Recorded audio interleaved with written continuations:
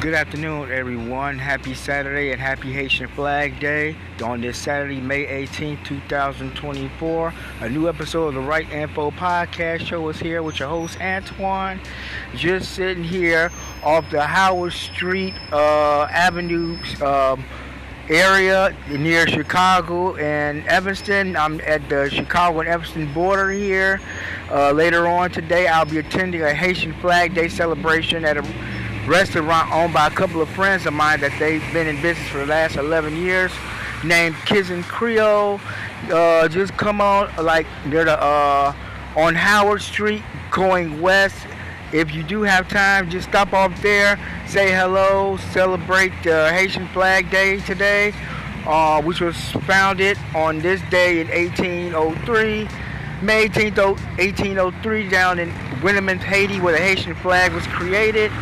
And I just want to give everybody a little historical info on the flags. Last year I did a blog and I believe a podcast last year on the Right Info podcast show about the Haitian flag. You can go to that past blog. Feel free to look into it. You'll learn the history of it, how it was created, and the significance it has, not only on Haiti, but the rest of the world, since Haiti was the second country in the Western Hemisphere to gain independence, second to the United States, of course, which is the greatest thing that ever happened. And now, not only is that, it's also, excuse the background, that's a motorcycle going behind me, or whatever, wish he had gone on about his business because it's being disturbing. But other than that, excuse me, clearing my throat because I had a little lunch earlier. Today I also want to discuss the topic of voting. Since this year, 2024, is an election year, the same candidates that we had 4 years ago, President Joe Biden and former President Donald Trump, we have again. But 4 years ago, Trump was president and Biden was the former vice president who is now president. So my topic today for the Right Info podcast show, this new episode, season 2, episode 18 is voting by mail an idea whose time has come, or is it an invasion of fraud? Now, I live in the state of Illinois. That's quite obvious because I live in Chicago. And we have mail-in ballots for years. It works pretty well, I have to say. You know, I've been voting for 1995, well, since 1995. When I voted in the 1995 Chicago mayoral election, that was very much my very first time voting. I was 19 years old. 18 going on 19, however you want to put it. Because I was born in 76 and I turned 20 a year later in 96. And I can recall having to drop by the polling place either before or after work, standing in line if the election was a nail biter. And, you know, then after checking my name off the register, stepping into the booth to cast my ballot, you know, such and such, that whole thing, voting, whatever. It was quite a process. Now, tentatively, but fortunately, I had the kind, and, you know, ever since, I've never missed an election. You know, even though I had a funny schedule, and my schedule was flexible. And, you know, with that having been done, I didn't really miss an election. Matter of fact, I haven't missed a voting election since I started voting. As a matter of fact, I never did, and I tend to have no intentions whatsoever will. And, you know, I had the opportunity, you know, to vote because most places of employment, you know, they give you that opportunity to go vote. Most places don't have that. You know, they don't have the flexible hours or the, you know, time to let you go and do what you got to do to handle your vote. You know, practice your constitutional right. Excuse me for coughing again. That lunch is pretty good. And, you know, and then you have parents that can't find a babysitter for their children so they can go vote. Or they'll go pick them up from daycare or whatever. That sort of thing.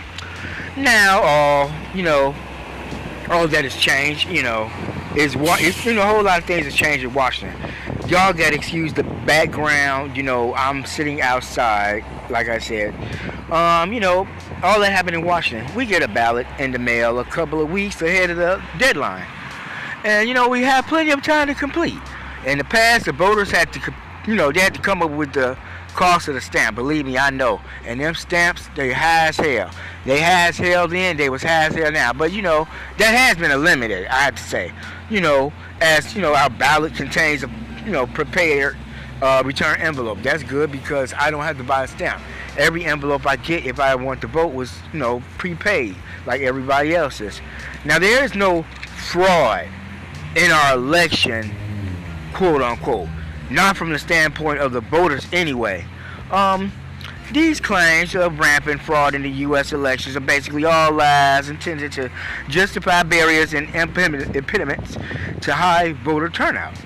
It's no mystery why such false claims of fraud are accompanied by legislation to make voting next to impossible for certain demographics, seeming to, emanate from certain states, while other states such as mine, Illinois, of course, make voting convenient rather than difficult.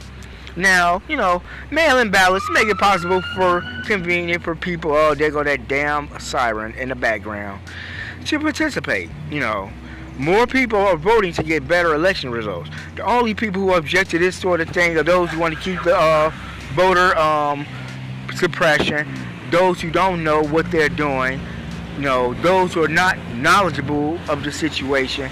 They'll do everything in their power to have voter turnout, which is, basically lower voter turnout, and they'll suppress the hell out of those who don't know what the hell they're doing.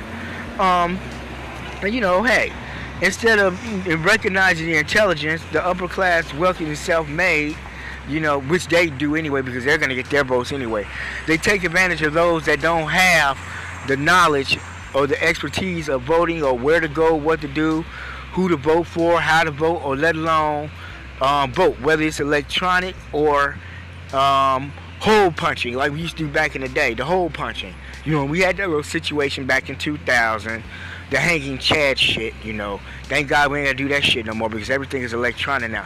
Just slide the ballot in the machine, punch whoever you want to vote for, pull it out, give it to the person, and that's that. Your vote is cast, and you go on about your day. The point I'm making is, ladies and gentlemen, there is really no fraud in voting. If there is fraud, it's being committed by those who feel that they're being cheated out of elections that they rightfully lost, or they lost fair and square. The sore loser syndrome. I call it the SLD, whatever you want to call it, but that's what I call it, the sore loser syndrome. Can't get over the fact that he or she lost an election, so they challenge the results. Like we had 4 years ago, the 2020 election results were challenged, and we know where that went, and we know what the situation is at that now. I'm for fair elections. I'm for fair voting. Everybody should be for fair voting. If you lose an election, brush yourself off and move on, run in the next election. Other than that, don't, be a punk about it, bitch and moan about losing, knowing, the results can't be overturned no matter how many times you go to court, how many times the ballots have been counted, how many people you talk to, how many lawyers you hire to go to court to get the results changed. It's not going to change anything. The results are in, that's it, that's all. If there is legitimate proof that the votes were, miscounted and there was fraud involved, yes, I do support the following actions to be taken. Other than that, just take the loser like a man and a woman, brush yourself off, move on, run in the next election. Or if politics isn't for you, don't run at all. That's all I got to say on that. I'm enjoying this nice, warm, cool day here on the Chicago-Evanston border off Howard Street. I didn't want to get off the topic, but I was just, give everybody a true line of, what I'm thinking, what I'm talking about, the topic of the Right Info podcast show.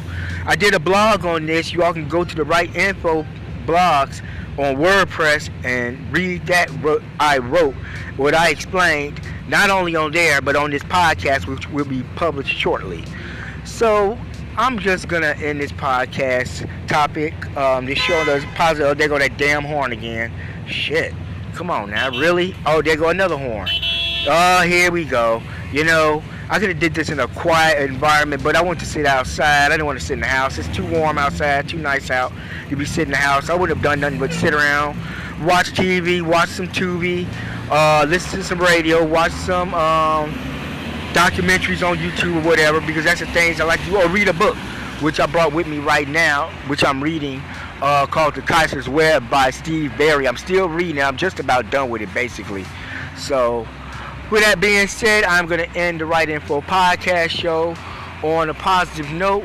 Hope that things turn out well for November and the elections. I know who I'll be voting for. Hopefully he'll cruise to victory. And if the results aren't what they are, accept defeat like a man, brush yourself off, and move on. But if there is fraud, we'll know what happened. We'll see what went on. And, the news will talk all about it. CNN, MSNBC, Fox, CBS, ABC, NBC, whatever.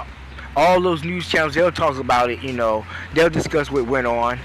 And I'm just going to say goodbye. Hope everybody has a good Saturday, a good Haitian Flag Day to all my Haitian friends. This is your day. The history of your flag should be celebrated not just on May 18th, but every day of the week. The second country to gain independence after the United States, Haiti, through a slave revolt. Now, that's the best damn history that I've ever studied.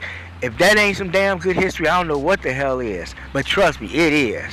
And everybody should embrace that. Read up on your history. And, that's just giving you all a little podcast show what was going on with the topic I'm discussing, voting and whatever. So, carry out your constitutional right in November. This is the end of the Right Info podcast show with your host, Antoine speaking. You all take care. Love you all. There'll be a new episode coming up pretty soon. Take care. Bye-bye. Love you all.